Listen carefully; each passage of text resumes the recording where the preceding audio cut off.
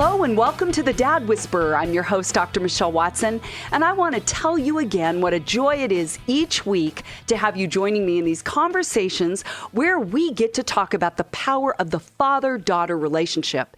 Yet, as many of you have often told me, these principles and these tools also apply to your relationships with your sons too, which I love.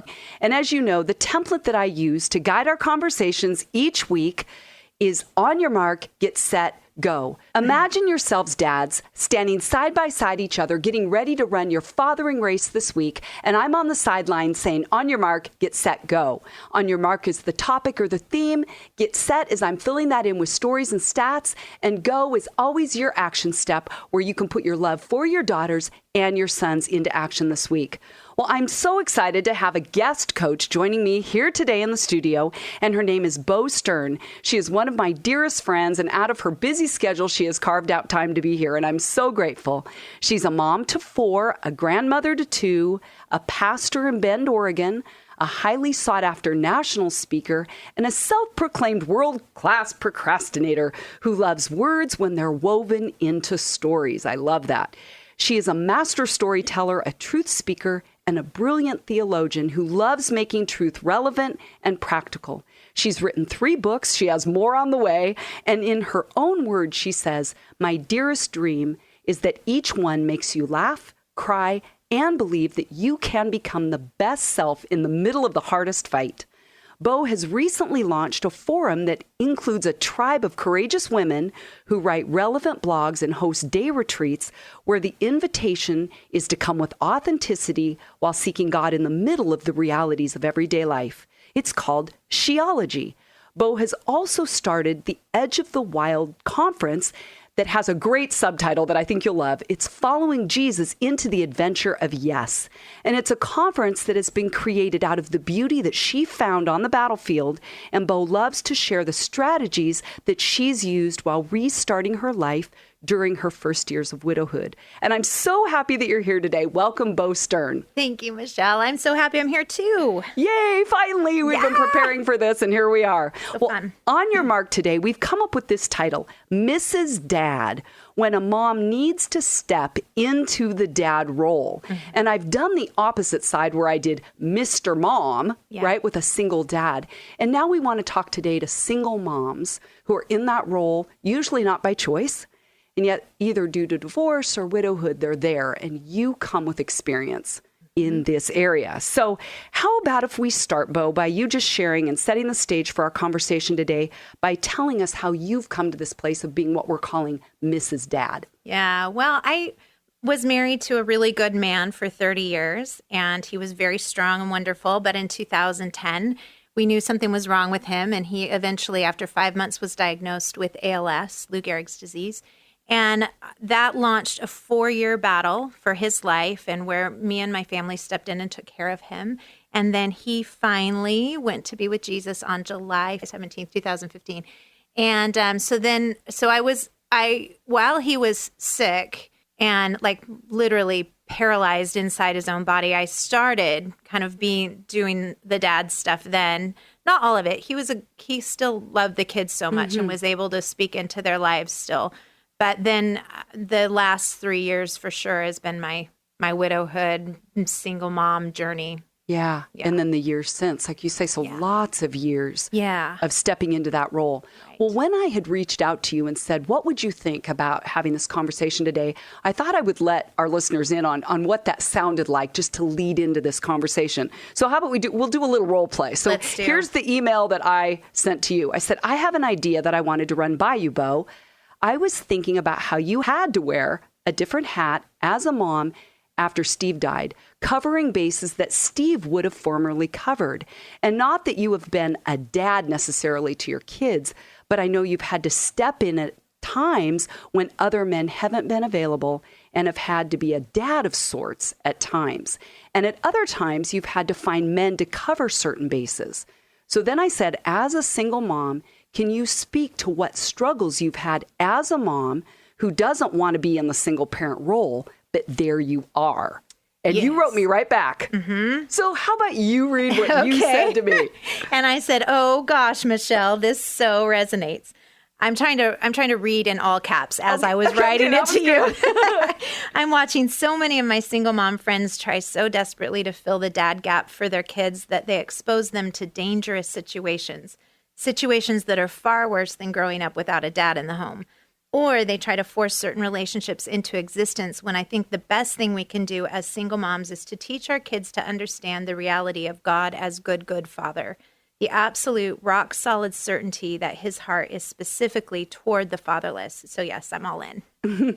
There's so much in what you wrote there that's going to guide our conversation today. So just unpacking that a little bit, I just would love to ask you first, what has it been like for you to be Mrs. Dad when that wasn't a role you prepared for or ever thought you would be in? Right. Well, and in all of the things, including taking care of my dying husband, losing him, being a widow, being a single mom contains for me the most poignant moments, the most where I felt the most in over my head. I could say, I can do single life. I can take care of myself. I've learned how to use a nail and hammer and that kind of thing. But when I run into an issue with the kids, there's so much loneliness in not being able to talk to Steve about it, someone who knows them and loves them. There's just no one's ever going to love your kids like your spouse is supposed to. And so I know there are single women out there whose spouses they feel like that I don't have that partnership with them. So I get that. But it's been those are my most lonely moments when I feel like one of my kids is up against something and I want to even like text Steve in heaven. I want to just get some sort of input from him. And I've had to be willing to bring in other voices and to be really humble about getting input on my parenting because I don't know what I'm doing and it's hard to do it alone. And so I realize I'm doing this in a vacuum unless I reach out and let some coaches into the game with me. And how have you chosen those people whose voices you've let speak into your life or your kids' lives? Yeah, I have chosen them intentionally, people with experience, in fact, 2 of the mentors in my life don't actually have children, but they know God as Father and in their own lives have known it so well that it helps me, they have a perspective I really value and they know me and my weaknesses and my strengths. And so there are 4 women who have been really mentors to me. And then I have brothers-in-law who have been really valuable resources for me in raising my kids. And then even just like one of the things I hated thinking about when Steve got diagnosed was like, who's going to walk my daughters down the aisle? And then when Tess got married, I sat in the front row as her brother-in-law, Corey, who's been like a dad to her, walked her down the aisle. And I see the places where God has provided, not exactly even at all as I expected, but so beautifully. Like you just see, he is a father to the fatherless. He provides what you need. Oh, that is so good. Well, back to this thing then that you alluded to is how have you processed your own grief and loss while you're having to give out to your kids to cover the bases, perhaps, where even finding those voices or coaches while you're grieving? What can you say about that part of it? Well, I do a lot of journaling. Every morning I start with how am I and how are my people? And I ask myself hard questions. How am I doing in front of God? How am I doing? And what is going on in the hearts of my kids that needs to be addressed? And maybe it doesn't need to be addressed by me. Maybe it just needs to be prayed over with the Lord, or maybe I need to reach out. And so really starting without flailing, like, I don't know what I'm doing. I don't know what I'm doing. Starting every morning and going, okay, what's going on? I'm not in over my head because I'm carried in this.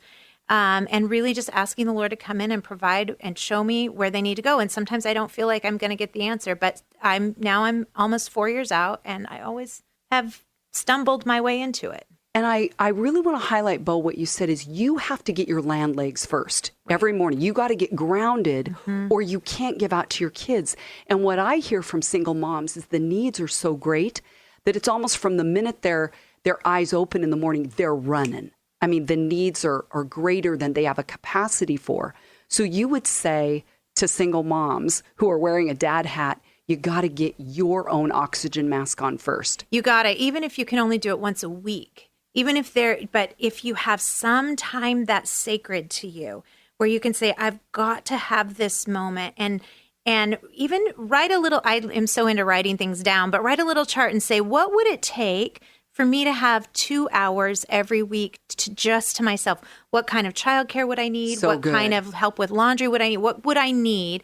And then when people reach out and say, how could I help? You've got, you could do this very thing. But we have to be humble enough to ask for the help we need in order to take care of ourselves. And that's been hard for me. It's been no joke, but I've had to do it. Because you can't act like you can do it all. Right. I had to ask men to teach my son how to drive because I'm terrible at that. And I knew this is going to ruin my relationship with my child if we try this any more times. And so these men stepped in and did all his driver training with him. And it was beautiful and hard. It was hard for both Steve and I to watch him leave the house with other people to go driving. But it was beautiful.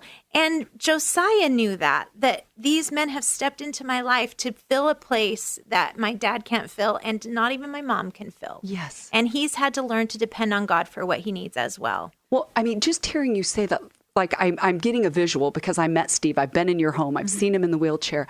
Imagining what that must have been like for him as a dad to watch his son, doing things with other men that he wished he could have done. And yet I so appreciate that you're saying this was the raw reality we lived in, and we weren't trying to pretend it wasn't hard or that it was different. And I think the more women can be honest about how hard it is, it doesn't sound like you were venting that to your children a lot. No, my kids didn't need to feel like they were a burden too. And so mostly I tried to keep that in. I didn't do it perfectly, but mostly I tried to walk that out with Jesus and the coaches in my life as my support. And the kids I tried to not have them be my primary support during that time, even though I'm super close to my daughters and would like to lean on them for that. That just wasn't a time where they could handle Yeah, because they're in their own grief process. They are. They're dealing with their own things. And, I think they tried not to lean on me too much for that, which was it was an upender in my family. That's like not how we usually do things, but that's how we had to get through this. Well, how about if we now turn the corner and make this really practical? We've been talking about the emotional side of the transition. Let's talk about the practical dynamics of being Mrs. Dad, because you wrote a story this week or posted something on social media that was so hilarious to me because it was so real and so raw. How about you share the story of what actually just happened? How about we open the vault of my mistakes and let other people come inside? So my son is 18 and he just graduated from high school, and we don't have super strict rules with curfew and stuff. And he's just a good guy and I trust him a lot. And so my word for this year has been believe the best. That's what I'm trying to do with everyone. It's a big deal with God, with everyone. I want to believe the best. So I texted him while he was at church and said, hey, buddy, I need you to come home tonight and get the garbage out because it goes out really early in the morning. And I need you to do a couple things around the house. And he texted me back, you got it. And then I went to bed and there was this conversation going on over my phone with text. And so I turned it off. I silenced it. And I was so tired and I went to sleep and I woke up sometime in the middle of the night and realized Josiah hasn't come home. And then I look at my phone and he has tried to call me and text me. And he just texted me and said, hey, I'm crashing at Hans's house tonight, his friend's house. And I was like, that kid, that little booger, I can't believe he did not come home.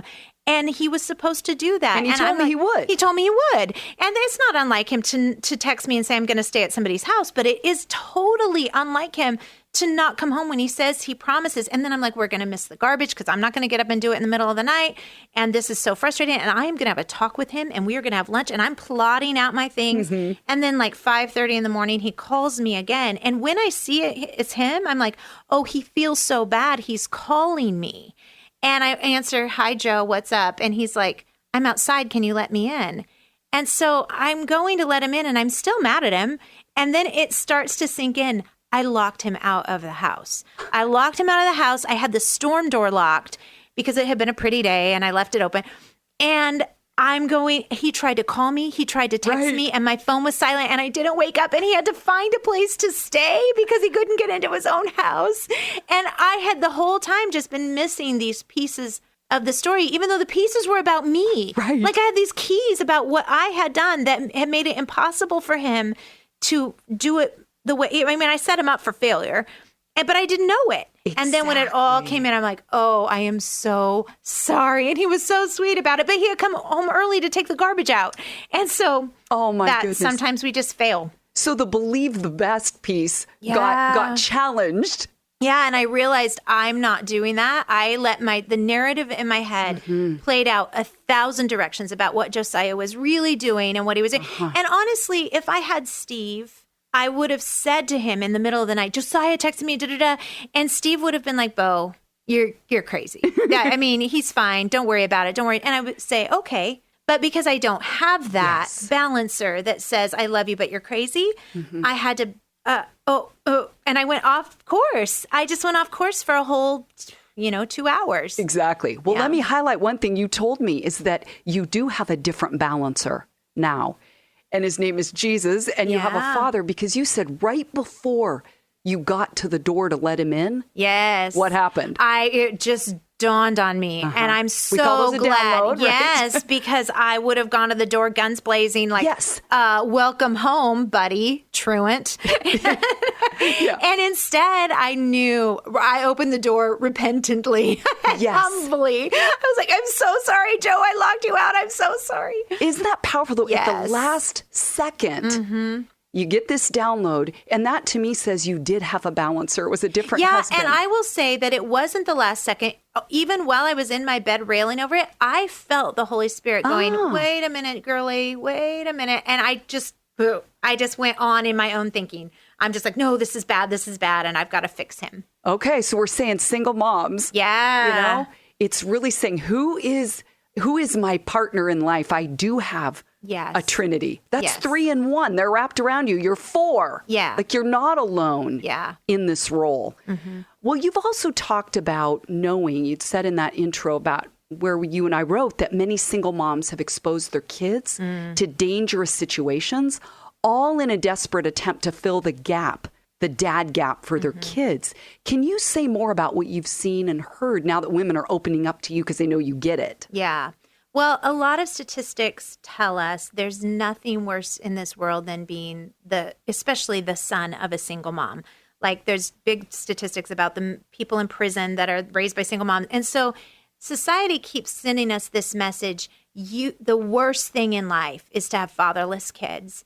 And so I watch women, I just go after whatever they can to fill that hole. And they bring men into their homes too soon. And in terms of being in a romantic relationship with them, trying to get them to fill the dad role. And so they bring them in too soon and they expose their kids to risk, or they take it too fast and their kids aren't ready to adapt to that. And any man is not a good replacement for a child's dad. Just any man, oftentimes it's way more dangerous than teaching your kid. I know that this is not the best case scenario in your mind, not having a dad in the home, but you do have a father. And really leading your kids to that idea of you have a good father. And the Bible says you have the advantage of his eyes being specifically on the fatherless. God loves the fatherless and cares for them and is for them. And so really leading your kids to that source, I think, is better than trying to bring in a substitute. Not that there's not ever going to be, And can I just say to dads out there who are good dads and are listening to this, however you can help single moms with wisdom. I mean, use wisdom in that relationship, but they do need people to help their kids learn to drive and we need do help. Yard work sometimes. You can lighten the load in some way there, and it's really helpful. Oh, that is so good. I love that it's so practical and that you're speaking to both men and women. Well, now let's talk survival strategies as a single mom who is wearing a dad hat. So you've no doubt, like you said today, learned some things the hard way, made mistakes. How about if you share maybe another story or two of something you wish you'd done differently in this journey, walking along, kind of an uncharted path to learn how to be a Mrs. Dad? Yeah. I wish I would have insisted in the very beginning that my kids get counseling throughout the journey, like so that they were set up to feel more equipped when Steve got sick and then died. I wish I would have insisted on that. I wish I would have not demanded so much of myself. Get it right. Do all the things right. A lot of times as single moms or single dads, we think that we have to make it up to our kids that they've been through whatever they've been through that leads them into this moment. And so when anything would happen in their life, I'd be like, well, that's not fair. They're already going through all this. And I remember when God was so clear with me, you don't have to make up for what they're experiencing. You don't have to like fill in all the blanks. You don't have to make their life exponentially better because of this. I've got it. This is their story and I'm walking with them in it. And I think I felt responsible for their story. And it was good for me when I realized God is responsible for their story, ultimately. I don't have to defend him to them. I don't have to convince them that he's good. He's going to show himself good. Yeah. So I wish I wouldn't have been so angsty about that. It almost reminds me, I mean, again, of conversations I've heard where women feel like they have to almost double their capacity. Exactly. Like when you said, I have to make up for the lack over here, which is literally humanly impossible. It's impossible. And I think that's part of what makes us shoot out and look for another, to bring another partner in too quickly, because we're trying to do something that's impossible. And I'm like, how do I fix this? Well, I'll bring somebody in to help me with this load. So it would seem that you would have to have times where you would just let it not be filled in. You wouldn't fill in the gap, and you would have to be disappointed and sad that your child didn't get the need met. Yes. And you have to trust God with them and their sorrow. And that's hard for me because I want to fix their sorrow. That from the minute they're born, you want to fix what hurts for them. And this was a case that I couldn't fix it. And trying to fix it was almost invalidating it for them. Because it was like, fix it. And they just had to sit in it, just like I had to sit in it. I had to experience it and live in it. And we still do. We still, like, even though I'm in a new relationship and all of those things, I still have the grief. And so do they. Yes. And that's okay. Sorrow doesn't kill us. It's okay. It makes us soft. It makes us beautiful. And we can handle sorrow. But it's when we try these false fixes, it gets weird. You're right. Well, if you're just listening, I'm talking to Bo Stern, and the title today, Mrs. Dad, When a Mom Needs to Step into the Dad Role. Well, how about now, Bo, if we go to the positive, what are some things that you're glad you did the way you did? Let's say you did right. Yeah. One of the things was I'm glad I wasn't afraid of other people being in their lives. I'm glad that I opened the door to that, even though there are times people will step in and promise things to your kids and not show up and not deliver. It was a good teaching moment to say those people are wonderful, but they're overloaded and they certainly shouldn't have promised something they couldn't deliver. But let's not worry about what doesn't happen. Let's move on and still trust people. So I'm glad that I've trusted people in my kids' lives. I'm glad that I have done a lot of talking with them, even though some of the talking has been painful. I think parenting is one long conversation. It's just conversation. And so I'm really glad that I've set up some things in my life where I talk. I'm really glad that we have done family dinner every Sunday night, and it's a way to touch base with all the family. And then the rest of because most of my kids are grown, the rest of the week I can say they're probably okay. Everybody's probably okay. I don't have to check in every day, but this is sort of our little meeting point where I can make sure we're still together. We're still a family. And you were doing that before Steve died. So you've kept a tradition going. Yes. And we've tried to keep all the traditions going and be faithful to them, even though they feel different. Well, you know that I love to end every show with a go step. So if you, Bo, could be talking face to face with women out there that are in this Mrs. Dad role, is there anything that you would love to leave them with? You've given us so many beautiful tips today and truths, but what would you say to women that are forced, really not by choice, to be in a Mrs. Dad role? What would you tell them this week to do to put their love for their kids into action? I think as much as you can, if you can reframe this story in your life and say, God has trusted me with this great adventure of launching out into the world with these humans, and I get to be in their life in such a significant way. All they need me to just be me. They don't need me to be I don't have to fill in all the gaps. Yeah. But this is an adventure, and God has trusted us. And so how can we make this adventure great? How can I reframe the story from being totally burdened, hardship, I'm another statistic? I am God's choice for this adventure, and I'm going to lead my child in it, and I'm going to trust him with all the huge mistakes I make, because married couples make mistakes. Yeah, so you have to have grace for yourself. I asked Josiah recently, buddy, is there anything missing in our home? Because we're alone. He and I have been alone in our house for 3 years, and all the kids moved out, and it was him and I, and He said, well, no, I think that a lot of kids who have two parents don't talk to them as much as you and I talk. Wow. And so that's been an intentional thing to really talk with Joe and be a part of his life.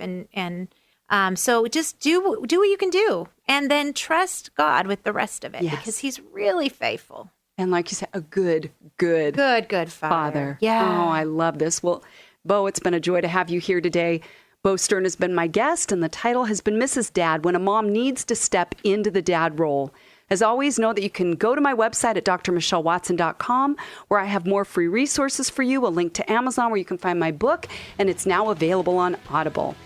So I'm Dr. Michelle Watson, signing off on The Dad Whisperer, encouraging you to make today, dads, a day where you are intentional and consistent in pursuing your daughter's heart. Go, dads.